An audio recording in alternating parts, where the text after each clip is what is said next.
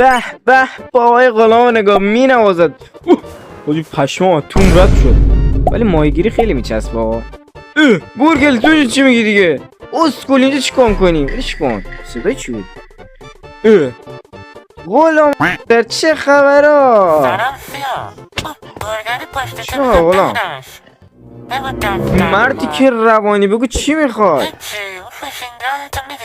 میخوام یه نگاه بهش بندازم آره بگیرش ولی همین لحظه میدیشا. باشه باشه لاشی وایس کسافت وایس ببینم. غلام کسافت اینجا چیکار میکنی؟ وارد نشوید. بیلاخ من وارد نشم بزن بریم. حاجی این چیه دیگه؟ به دکمه دست نزن.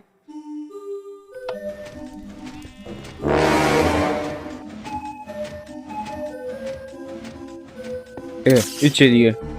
بنازم چراغ چشمک زن. حاجی این ور چیه دیگه؟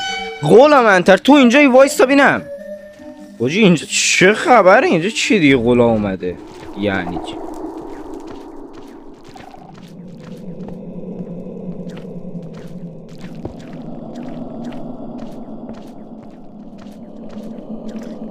بذار برم تو تهش ببینم چه خبره.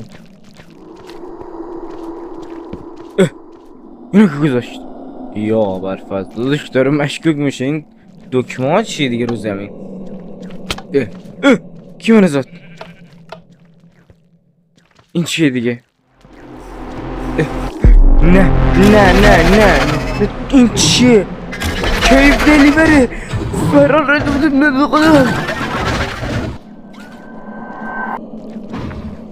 غلام اینجا چی کار میکنی؟ فرار کن سگل الان میخوره.